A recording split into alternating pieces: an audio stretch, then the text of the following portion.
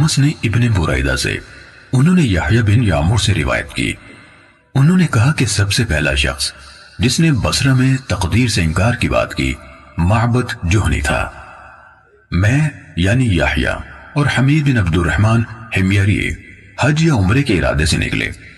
हमने आपस में कहा, काश रसूलुल्लाह सल्लल्लाहु अलैहि वसल्लम के सहाबा में से किसी के साथ हमारी मुलाकात हो जाए तो हम उनसे तकदीर के बारे में इन आजकल के लोगों की कही हुई बातों के मुतालिक दरियाफ्त कर लें। तौफीक इलाही से हमें हजरत अब्दुल्ला बिन उमर बिन खत्ताब रजी अल्लाह अन्हुमा मस्जिद में दाखिल होते हुए मिल गए।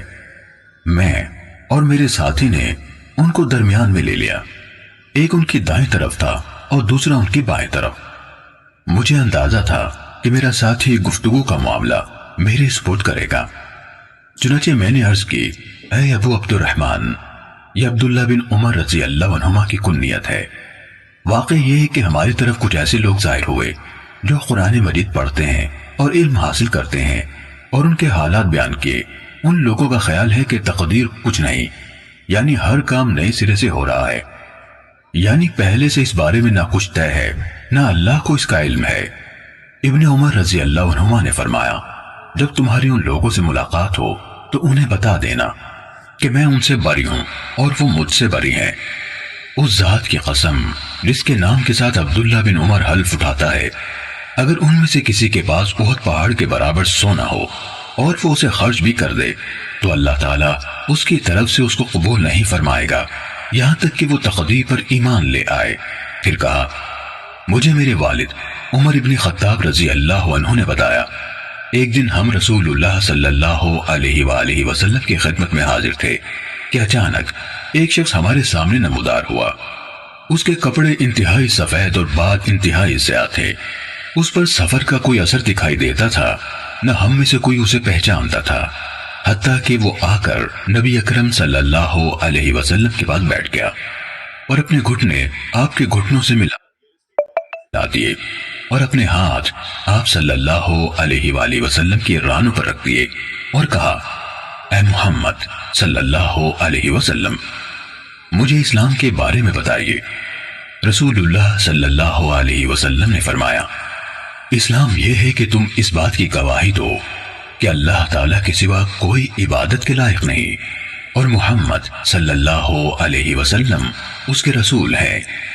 नमाज का एहतिमाम करो, ज़कात अदा करो, रमजान के रोजे रखो, और अगर अल्लाह के घर तक रास्ता तय करने की इस्तिताअत हो तो उसका हज करो। उसने कहा, आपने सच फरमाया। हजरत उमर रजी अल्लाह अन्हु ने कहा, हमें उस पर ताज्जुब हुआ कि आपसे पूछता है और खुद ही आपकी तस्दीक करता है। उसने कहा, मुझे ईमान के बारे में बताइए। आपने फरमाया, ये कि तुम अल्लाह ताला, उसके फरिश्तों, उसकी किताबों, उसके रसूलों और आखिरी दिन यानी यौम क़यामत पर ईमान रखो और अच्छी और बुरी तकदीर पर भी ईमान लाओ। उसने कहा, आपने दुरुस्त फरमाया। फिर उसने कहा, मुझे एहसान के बारे में बताइए। आपने फरमाया, यह कि तुम अल्लाह ताला की इबादत इस तरह करो गोया तुम उसे देख रहे हो, और अगर तुम उसे नहीं देख रहे तो वो तुम्हें देख रहा है। उसने कहा, तो मुझे क़यामत के बारे में बताइए। आपने फरमाया, जिससे उस क़यामत के बारे में सवाल किया जा रहा है वो पूछने वाले से ज्यादा नहीं जानता। उसने कहा, तो मुझे उसकी अलामात बता दीजिए। आपने फरमाया, अलामात ये है कि लौंडी अपनी मालिका को जन्म दे, और ये कि तुम नंगे पांव, नंगे बदन, मोहताज बकरियां चराने वालों को देखो कि वो ऊंची से ऊंची इमारतें बनाने में एक दूसरे के साथ मुकाबला कर रहे हैं। हजरत उमर रजी अल्लाह अन्हु ने कहा, फिर वो साइल चला गया। मैं कुछ देर उसी आलम में रहा। फिर आप सल्लल्लाहु अलैहि वसल्लम ने मुझसे कहा, ऐ उमर, तुम्हें मालूम है कि पूछने वाला कौन था? मैंने अर्ज की, अल्लाह और उसका रसूल ज्यादा आगाह है।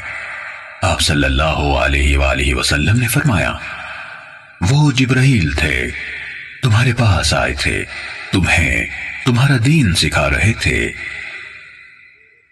صحیح مسلم حدیث نمبر 93